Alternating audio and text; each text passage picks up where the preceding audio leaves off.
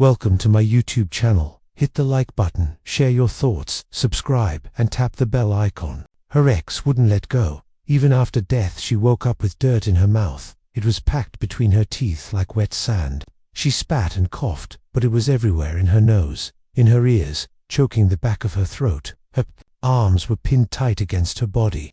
It was pitch black and cold and silent, except for one sound: breathing, not hers. Someone else's, slow, steady, raspy. Panic slammed into her chest. Was she buried? No.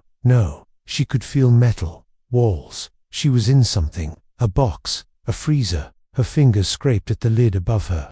Cardboard, with no plastic, smooth, heavy, a storage container. She thrashed with her legs, her knees hitting something, soft and wet. Her foot kicked open a flap. Air rushed in, so did the smell. Rotten meat, old blood, sour perfume. A scream rose from her stomach, but it only made it halfway before she heard it. A voice, soft and close. You always said you felt suffocated. Baby, I fixed it.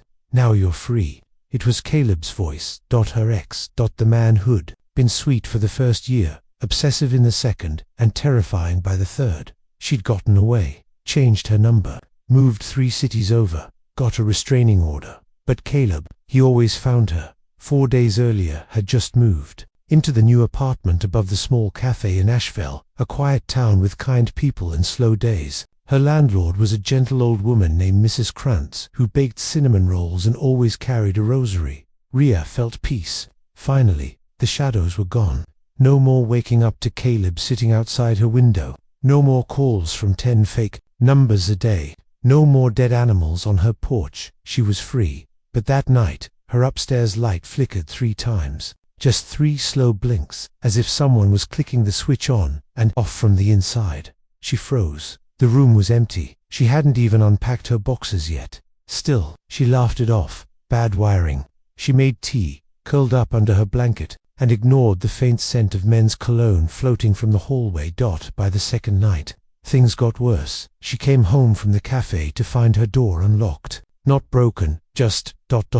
open. Mrs. Krantz swore she hadn't seen anyone come in or out. Inside, nothing was stolen, but something was wrong. Her shampoo was moved. A different toothbrush sat in the holder, blue, not green. The blanket on the couch smelled like someone else, and on her fridge, in perfect block letters, written with one of her own lipstick tubes, "I love the new color on you." She called the police. They found no fingerprints, no signs of forced entry, no cameras caught anyone. The officer's face said what he didn't. You're just another paranoid ex-girlfriend. But she knew Caleb. He was careful, manipulative, cruel, and now he was close. She thought about leaving again, but she was tired of running, tired of hiding. This time she called her therapist, booked an emergency session, sat in the back of the cafe with a trembling cup of chai, and stared at the rain dripping down the window. Then a man walked in. He wore a brown coat, wet with rain. His hair was slicked back, and his face ... No, it wasn't Caleb, but it looked like him. Too much like him. He didn't order anything, just stood there staring. Then he smiled and left. That night, her walls began whispering. Not voices, not exactly, but there were sounds she couldn't explain. Breathing behind vents, light scratching under the floorboards, soft knocks, not at the door, but from inside the closet. When she opened it, it was always empty, but the faint smell of Caleb's cologne lingered longer each time. She called a locksmith, changed the locks, bought a second deadbolt and a door wedge, slept with a knife under her pillow, but even sleep wouldn't come anymore. Then came the voice. Messages, not calls, just voicemails. No number, no caller ID, just black audio clips. That appeared in her inbox around 3:03 a.m. every night. The first one was just breathing. The second one, a slow hum. Caleb's favorite lullaby, the one he used to sing when she cried. The third message, you never said goodbye, but that's okay. I'm not mad anymore. I'm just ... waiting. Rhea broke down. She called Mrs. Krantz crying. The old woman came up, held her like a daughter, and made her warm milk. You're not crazy, child, she whispered. Sometimes evil doesn't die easy, and sometimes love turns into something worse. Rhea didn't sleep that night. She sat at the kitchen table, watching the hallway like it might bleed. When the lights blinked again, 3 slow times she screamed, and this time, someone screamed back. From inside the wall she called a psychic. The next morning, desperation had hollowed her out. The woman's name was Mirabelle. She didn't ask questions. She just walked into Ria's apartment, stood still for a moment, and whispered, "He's here, and he doesn't know he's dead." Ria's knees buckled. "What do you mean?" Mirabelle didn't look at her, just walked to the bathroom mirror, touched it, and said softly, "He died angry, violent. When someone like that dies, they don't leave, they linger, especially when they think they still have something to finish." Ria shook her head. "No, he's alive. I would know if he was dead." Mirabelle turned to her, eyes hollow. "Would you?" That night was the last time anyone saw Ria. Mrs. Krantz brought her fresh rolls in the morning. The apartment door was locked. No one answered. At noon, the police were called at 4 p.m. They broke down the door. Everything was gone. No furniture, no clothes, no food, no signs of struggle. Just one thing in the center of the empty living room floor, a plastic storage bin, and inside it, a single note. She didn't want to be alone. So now, she never will be. But Ria wasn't in the box. She was found 2 days later, in the storage basement of a different building, half buried in rotting clothes, locked in a plastic tub with a breathing tube, still alive. But when they opened the lid, she screamed and screamed and screamed. "He's not gone. He's still here. He said I belonged to him in this life or the next." The police didn't believe her. They never found Caleb, because Caleb had died 3 weeks earlier in a fiery crash. The coroner had confirmed it. The body was burned, but the dental records matched. So who was calling her? Who was in her apartment? Who put her in that box? Ria never recovered. She's in a facility now, doesn't speak much, just rocks back and forth, whispering. He said death is just another kind of forever. And every night at 3:03 a.m., her phone, though turned off, without battery, in a locked drawer, buzzes. The hospital ward was silent, but Ria's room felt heavier than the rest. Nurses said the air always turned cold near her bed, even on warm days. Devices flickered when they got too close. Some swore they heard humming a low, eerie lullaby coming from the vents above her head. Ria hadn't spoken in 2 weeks, not since she was pulled from the storage container. She just sat by the window, pale and hollow, her eyes locked on nothing. Not the rain, not the hills, not the reflection in the glass that sometimes didn't match her movements. Just nothing. Until Dr. Adley, ARRIVED. Dr. Morgan Adley was a trauma psychologist who specialized in high-functioning PTSD and post-cult conditioning. He'd worked with war victims, mass shooting survivors, and now, apparently, Ria Geller. He was calm, warm-voiced, and unafraid, but the first time he entered her room, Ria didn't even blink. "Ria," he said gently, pulling the chair closer. "I'm here to help you remember what happened." "Nothing. I've read everything," he continued. "The disappearance, the phone calls, the voices, the tub. I'm not here to judge you, but I do believe you." Still silence. He paused, then added, "And I know Caleb is dead." That made her flinch. He leaned forward. "But I also know that sometimes people don't stay dead, at least not to the ones they loved or obsessed over." The lights flickered. Just once. Dr. Adley ignored it. He slid a photo across the table, a charred body, half visible under the coroner's sheet. The dental ID confirmed it. Caleb Rourke had died in a car accident 3 weeks before Ria went missing. The crash happened in Stonehaven, 3 towns away from where Ria was living. There was a woman in the passenger seat. Dr. Adley said softly, "Pregnant, not you." Ria's face twisted. "I didn't know. He told me I was the only one." Her voice cracked like old glass. Dr. Adley nodded. "Did he ever tell you what he believed about souls?" Ria shook her head slowly. "No, but he always said love was ... eternal. Not the romantic kind, the binding kind. He said if I ever left him, he'd find a way to hold on." She looked up for the first time, and he meant it. The next day, Dr. Adley brought in the voicemail recordings. He played them on an isolated machine, one clip at a time. Ria's hands trembled. The first, heavy breathing. The second, that lullaby again. The third, "You always said I scared you. I just wanted to show you what fear really felt like. But it's okay now. You'll get used to the dark." Suddenly the speaker sparked. The lights in the room snapped off for half a second, and Dr. Adley's laptop shut down, completely fried. Ria was sobbing by then, whispering over and over, "He's still here, he's still here, he's still here." That night, security caught something on the hospital. Cameras room 412. Ria's room. At 3:03 a.m. Her door opened. No one was there. No one walked in, but the heart monitor inside flatlined for 4 seconds before surging back into rhythm, twice as fast as normal. When the nurses rushed in, Ria was asleep. Smiling, Dr. Adley requested permission to conduct a full hypnotic regression. He believed trauma had fractured her memory, possibly from a psychotic break during her captivity, but Ria refused hypnosis. Instead, she handed him something, a scrap of paper she'd hidden in her shoe. One line, written in shaky ink: "I saw him die. I watched the fire, but he walked out anyway." Ria remembered more the next day. She remembered the day Caleb called her from a blocked number, asking to meet just one last time. She refused. He sent her a photo of her old dog, one she'd buried 3 years ago, freshly dug up on her new doorstep. She went anyway. He didn't show up. But as she walked home, she saw a man standing at the edge of the road, burned from the waist up, smiling through blackened teeth. She fainted. When she woke up, she was already in the storage bin, back at the hospital. Strange things kept happening. Dr. Adley's notes vanished. His phone erased itself overnight. One morning, every single photo on his office wall had been flipped, even the ones behind glass. He dug deeper. He found out that Caleb had always been fascinated with occult rituals. In college, he wrote a thesis on soul-binding pacts and mirror communication, ways to anchor one's presence to a specific person even after death. He had even joined an underground group once banned from campus for ritual experiments. The group's name, the Hollow Ring. Dr. Adley traced Caleb's last months before the crash, and that's when he uncovered something worse. Caleb knew he was going to die. He left behind audio journals, hidden in an old storage unit under his mother's name.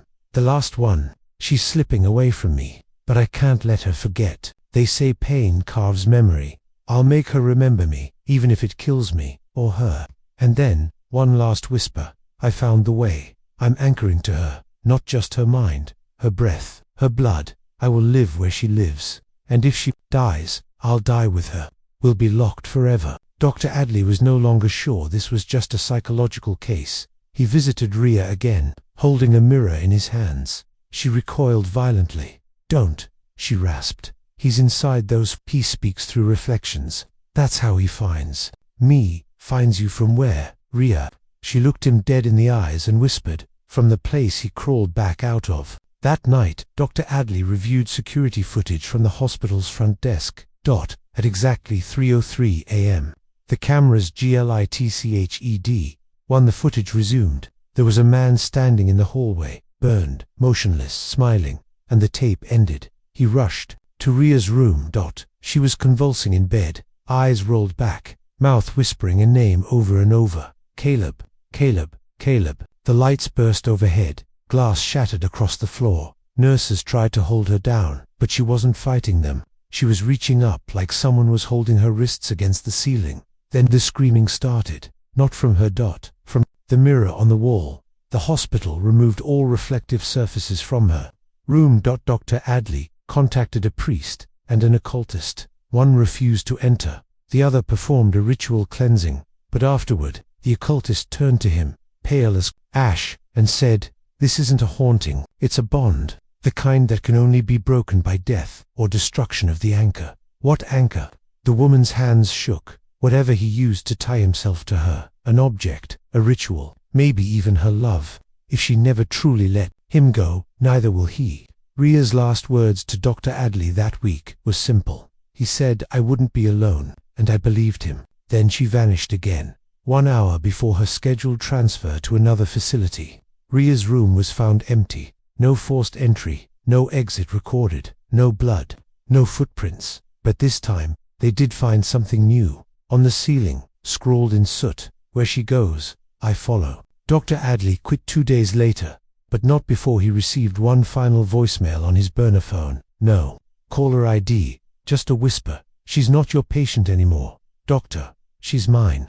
And in the background, soft, broken humming, the same lullaby. Dr. Morgan Adley never planned to believe in the supernatural. He believed in trauma, not haunting. In neurochemistry, not ghosts. But Rhea changed all that.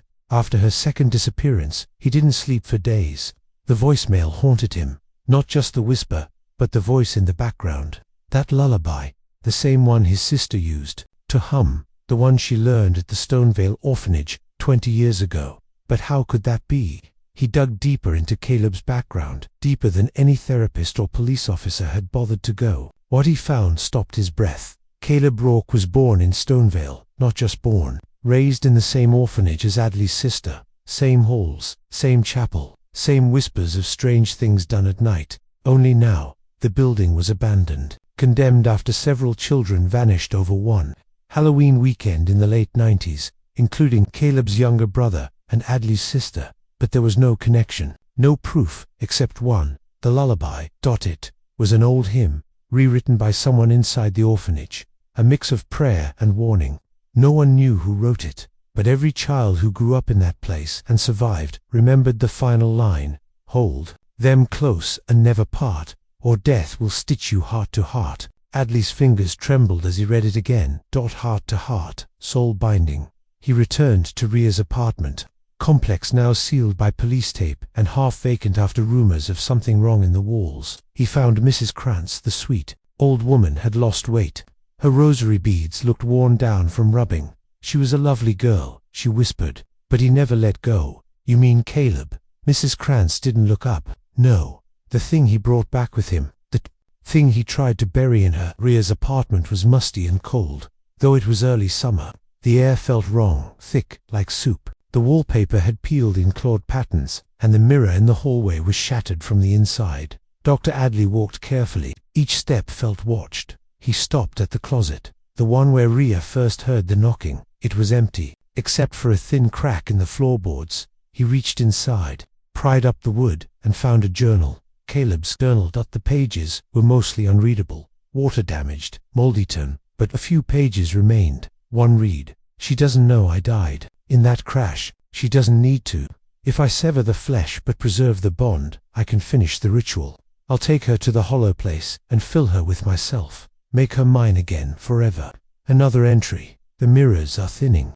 Soon she see me clearer then. I'll climb through."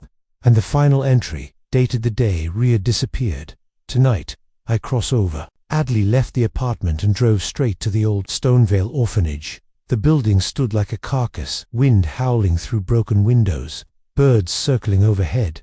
Inside, mold clung to the walls like bruises. The floors creaked with every step, and in the chapel, the altar had been scorched, as if someone had tried to burn away sin. But something pulled him downstairs, the orphanage basement. It smelled of mildew, ashes, and something sweet. Behind a rusted boiler, he found a door, carved into it. "We are one now." He pushed it open. Inside was a small room, bare, except for dozens of mirrors, all propped up against the walls. Every one cracked, every one facing inward. And in the center of the room, a figure, not Rhea, not Caleb, but something else. It wore her shape, but not her eyes. Its mouth moved without sound. Its head jerked with broken motion. And in every mirror, a different version of it reflected. Sometimes Rhea, sometimes Caleb, sometimes both. Adley stumbled back. The figure stepped toward him, whispering, "She fought me, but she let me in. I didn't steal her. She called me." "No," Adley croaked. "She was terrified of you." The voice cracked, now layered with Caleb's tone. "Terror is a kind of love. It keeps people close." The room shook. One of the mirrors exploded outward, shards flying. Blood spilled from Adley's shoulder. He turned to run, but the door slammed shut behind him. The creature raised a hand, and the mirrors began flashing, one by one, showing memories. Rhea crying in a tub, Caleb screaming behind a steering wheel, fire consuming flesh, a child alone in a chapel, whispering a lullaby, a mirror, blinking. Then Rhea, staring at Adley through the glass. "Help me," she whispered. "He's almost all the way in." He ran. He doesn't remember how he got out, only that when he burst into the sunlight, the air smelled like sulfur and violets. The police wouldn't listen, said he was trespassing, said the building had been sealed for years. No mirrors, no journals, no figure. But Adley knew. Caleb had bound himself to Rhea, and now he was consuming her soul from inside. Adley returned to his office and began reading everything he could on mirror binding and soul grafts. Old texts, forbidden ones. Most agreed on one thing. You can't separate a bound soul through therapy. You can only break it by locating the ritual's tether, the object that sealed the bond, and destroying it, with the blood of someone who shares both souls. Someone like Adley. What if he was part of this? After all, his sister disappeared in the same orphanage, same lullaby, same timeline. What if she and Caleb were involved in the ritual as children? And what if, somehow, he was the missing link? He needed to find Rhea, not the version in the mirror, the real one. He drove to every facility within 100 miles that handled trauma patients off the books. One finally cracked. Room 6, the nurse said, eyes twitching. But she's not the same. You won't recognize her. Adley stepped inside. Rhea was in a padded chair, restrained loosely. Her eyes followed him, but something behind her eyes was wrong. Too calm, too focused. He sat. You know me? Yes, Dr. Adley, she said. But her voice wasn't quite hers. Too deep, too smooth, too smooth. To Caleb, he leaned in. Where is she? The woman smiled, a slow, terrible smile. She's still here, but I'm louder now. I've been practicing. Why me? He asked, voice shaking. The smile faltered. Because you opened the mirror. What mirror? The one your sister left behind. Then Rhea lunged forward, fast and violent. She screamed. In his face, her voice layered with 2, maybe 3 others. Burn the lullaby. It's in the song. The orderlies rushed in. Rhea fought like she wasn't in her own body. Her arms moved in twisted angles. Her eyes rolled back. And then she collapsed. Unconscious. Dr. Adley left the facility and drove straight to his childhood. Home, he remembered now. The music box his sister carried everywhere. It played that same tune. The lullaby. It had vanished the night she disappeared. But now he knew it was the anchor. He dug through his attic, hands shaking, until he found the rusted tin box beneath a floorboard. Still working, still playing. The tune. He almost threw it in the fire, but something stopped him. Inside the box was a note. Folded tiny dot written in a child's scrawl. He says he wants to live in you now. The lullaby wouldn't stop. Dr. Adley hadn't wound the music box, yet it kept playing faintly, even when closed. The haunting tune seemed stitched into the air around him, growing louder at night. He didn't sleep, he didn't eat, he just sat in his childhood attic with the box clutched tight in his hands, staring at the childish note inside. He says he wants to live in you now. He thought about burning it. He even tried. He poured gasoline on the box and tossed it into his fireplace. Flames swallowed it, but then the fire turned blue. The music played backward, and a voice hissed from the hearth. I warned you, we don't end in ashes. Adley fell back, coughing. When the flames died, the box was sitting in the center of the grate, completely untouched. He returned to the hospital the next day, but Rhea was gone again. No records of discharge, no security footage, no answers. The only thing left behind was a message scratched into her bed frame. If he breaks through completely, I'm not coming back. Adley needed help, but not from priests, not from scientists, from someone who had lived through soul-binding and survived. He remembered a name that came up during his research, a woman once charged with the murder of her twin, claiming her sister had come back wrong. She was institutionalized for a decade, then disappeared. He found her in a remote village 2 towns over, living under a different name, Mara Lisette. Mara opened the door before he knocked. You brought the box, she said quietly. I felt it last night. He stepped inside. Her home was full of mirrors covered in salt, herbs strung across the doorways, and melted black candles. You're bound to him now, too, Mara whispered. That lullaby. You've heard it in dreams. He nodded. That's how it starts, she said, staring into nothing. They sing to you, then they stitch their pain into your skin, then they pull you in. Adley told her everything, about Caleb, the orphanage, Rhea, the mirrors. Mara grew pale. He didn't just bind himself to her, she murmured. He harvested her grief. That's the real fuel for this kind of ritual. Guilt, pain, betrayal. The more she suffered, the more he fed. Adley's hands trembled. Then how do I break it? She looked at him. You don't. He stood, furious. There must be a way. There is, she snapped. But not without a price. She opened a book older than any Bible he'd seen, leather-bound, smelling of mold and blood. There's an old rite. she said. It doesn't destroy the tether. It pulls the victim's soul out before the spirit finishes the override. But you only get one shot. Adley narrowed his eyes. What do I need? She looked at him, grim. The object. The blood of kin. A mirror facing a mirror. And the exact line she screamed in the hospital. He remembered it. Burn the lullaby. It's in the song. Mara's eyes widened. She gave you the key. That night, Adley returned to the orphanage. He brought everything. The box. A vial of his own blood extracted painfully. And to salvaged mirrors, he set up the mirrors opposite one another in the chapel, with the box placed directly in the center facing both reflections, and then he played the lullaby, but backward. The sound was wrong. Metal grinding, voices howling, whispers layered under the melody like secrets under water, and the moment the final note played, the mirrors rippled. A hand burst from one mirror, not flesh, not glass, something in between. Then another dot, then Ria's face, screaming silently as Caleb's burned features slid beneath her skin like oil under glass.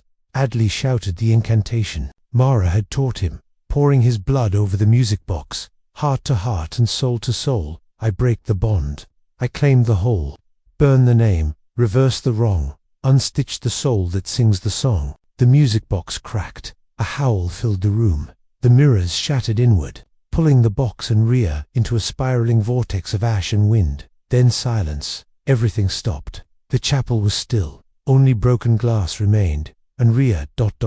was lying on the floor. She gasped, coughing, crying. Her eyes were her own. Adley rushed to her side, cradling her. She whispered, I felt him leave. He screamed like a child.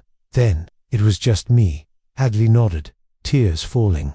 You're safe. Now, it's over. But deep inside, he didn't believe it. Because when Ria looked at him, just for a second, just a blink, her reflection in the mirror beside her didn't move. They left the chapel, burned the remnants, salted the ground. Ria was taken to a new location, far from hospitals, far from cities. No mirrors, no windows, only healing. Adley kept one thing with him, the cracked music box. He stored it in a lead-lined safe. He never played it again, but once, months later, in the dead of night, it began spinning by itself. And from inside the box, a familiar whisper came. You broke the bond. But I remember the tune. 3 months later, Ria lived in a rented cottage at the edge of the Winderidge forest, deep in the countryside, where no phone towers reached, and where the nights were starless and still. No internet, no mirrors, no glass, no music boxes, just trees, wind, and time. She baked, she painted, she whispered prayers she didn't believe in. She slept without pills. She wrote down dreams. She didn't remember the next morning, but she was free. That's what they told her, what Dr. Adley promised, until one morning, she woke up and saw footprints on her ceiling, barefoot, human, leading toward the window, and the window was still locked from the inside. Dr. Adley was losing his grip. He'd taken a leave from the university. He spent most of his days in his apartment, surrounded by books on folklore, demonology, mirror lore, and orphanage archives. Every drawer was a mess of newspaper clippings and burnt photographs, and then one night, he found it. A letter tucked inside a children's book from his childhood. It was from his sister, dated one day before her disappearance. Dear Morgan, I heard something in the chapel again. The mirror room is open now. Caleb says he knows how to keep us safe forever. He says he can make it so nothing can take us apart, not even death. I don't trust him. He's too quiet lately. He watches me while I sleep. He sings when he thinks I'm not listening. If I don't come back, don't open the music box. That's where he hid it. Love you always, Clara. Adley's stomach turned. He never even remembered opening the music box until Ria came into his life. But what if he had? What if he'd let Caleb back in? The next day, Adley visited a man named Father Bouchard, a defrocked priest who'd once led an exorcism that ended with half the house scorched and the other half buried in holy salt. Bouchard agreed to see him. You don't look cursed, the priest said, lighting incense that smelled like rust. But you carry the echo of someone else's bond. That's worse. Adley showed him the letter, the music box, the cracked glass from the orphanage mirror. Father Bouchard only had one word for it. Transferal, he explained. If Caleb was too damaged to complete his ritual, he might have anchored it to another. You, or worse, someone who shared his soul signature. Adley whispered, Clara. The priest nodded. If she's still alive, you need to find her, because if she's not, he didn't finish the sentence. That night, Rhea dreamed of her old apartment, the flickering lights, the mirror in the hallway, and Caleb, but younger, childlike, sitting on the floor with a broken doll and bloodied knuckles. He looked up at her with wide, wet eyes. You left again. I didn't. She tried to speak, but no sound came. You always leave. But now, I'm someone else. You'll never know where I am. Then he smiled. Wanna guess? She woke to scratching under the bed. She didn't look, just whispered to the darkness, "You're dead." The scratching stopped. Then a knock came, not at the front door, but inside the fireplace. Adley traced his sister's records for days. Most orphanage records were sealed, but one report, almost missed, showed something strange. A Jane Doe, admitted to a trauma center in 2009, memory fragmented, identity unknown. She'd drawn mirrors and fire obsessively. The staff called her Mirror Girl. When he visited, the nurse hesitated. She doesn't speak much, but she paints. She paints a lot. He stepped into the white room, filled with canvases, and on each one was Rhea. Every canvas, a different version of her face, asleep, screaming, bound, smiling with someone else's eyes, and in the corner of every one, Caleb plus R or C plus me equals forever. Adley dropped to his knees. The woman sitting on the floor, her back to him, turned slowly. Clara, older, tired, empty, eyed, but her smile was the same. "Hi Morgan," she said. "I've been waiting for you." They sat for hours. She remembered more than he expected, more than he wanted. Clara had helped Caleb open the mirror gate in the orphanage. She thought it was a game, until something came through. Something that wasn't human. Something that took Caleb, and left something behind. He wasn't Caleb anymore after that, she said softly. He became a voice in reflections, a shadow in water. He fed on love, but twisted it. Craved possession, ownership. She'd tried to stop him, but he turned on her. Tried to bind her soul with his. She ran. She thought she'd buried it, until Rhea came into his life. She reminded him of me. Clara said, so he did it again, with her. But it didn't work. Not fully. Then Clara reached into her shirt, and pulled out something wrapped in black cloth. The other half of the music box. Adley's breath caught. "There are two." Clara nodded. "They only work when played together. One creates the bond, the other breaks it."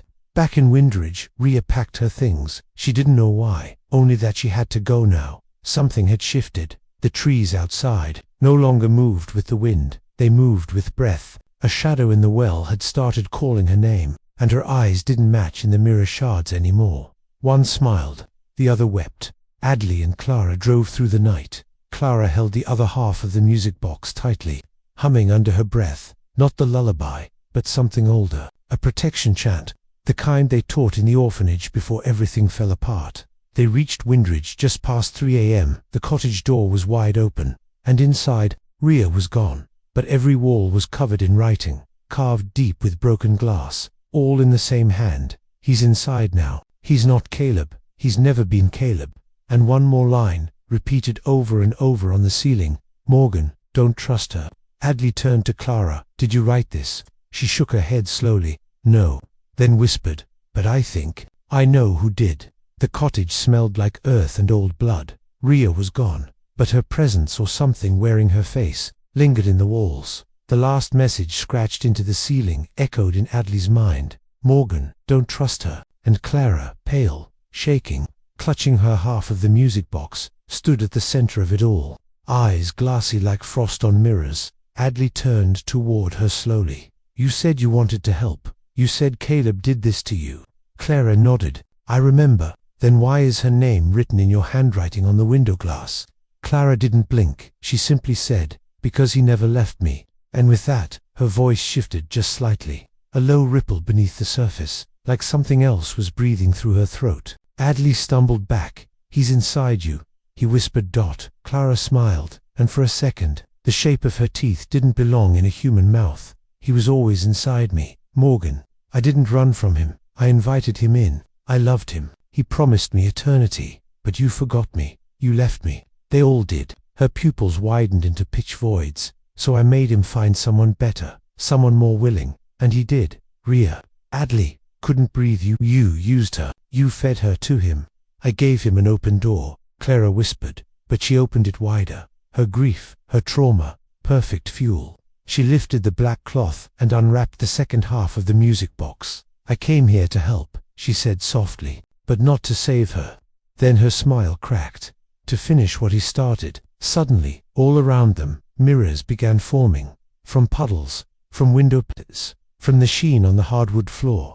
Each one shimmered with a dim light. Each one showed Rhea but distorted, stretched, twisted, trapped. "She's in the place between," Clara whispered. "The hollow space where he lives. She can't get out alone, but she can watch. She can feel." Adley's fists clenched. He took the music box half from Clara's hands, but she didn't stop him. Instead, she stepped back, letting the shadows swirl around her feet. "If you want her back," Clara said, "you have to finish the song."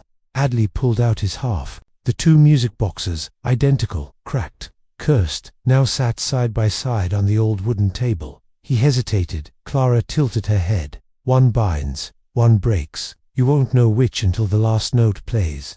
Adley looked into the nearest mirror. Rhea stared back, silently screaming behind the glass. He wound both boxes. They began to play, slowly, painfully, the full lullaby. The music filled the room like fog, and then the mirrors began to move, not reflect, move. Hands pressed from inside the glass, fingernails dragged across the floor.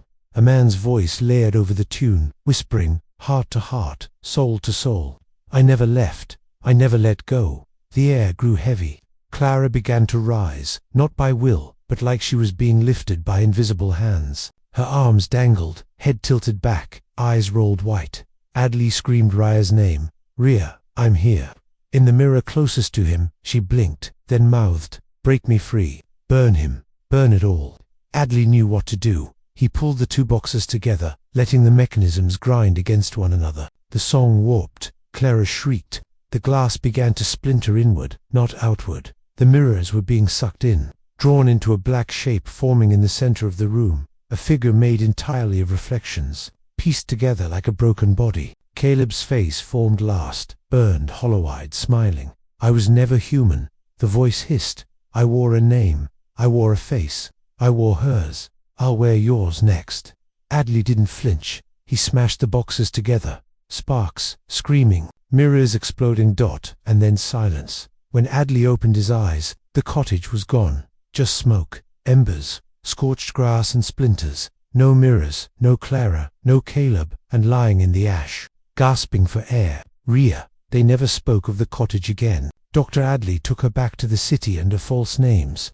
They lived separately, quietly, away from reflective surfaces, from old songs, from memories. But something had changed in Rhea. She smiled easier, laughed more. Yet sometimes, when she stood too long by a window or stared too hard at her reflection, she whispered things Adley couldn't hear. Sometimes the mirror didn't show her lips moving at all. One night, 6 months later, a letter arrived at Adley's door. No return address. Inside was a small shard of glass and a note written in Clara's handwriting. "You picked the right box, but you still have the wrong mirror." He smashed every mirror in his home, but every now and then, in a dark surface or a blackened screen, he saw Clara standing just behind his reflection, and behind her, Caleb, smiling, still waiting. Final line: some people let go of their exes. Some exes never leave at all, and some were never human to begin with. The end.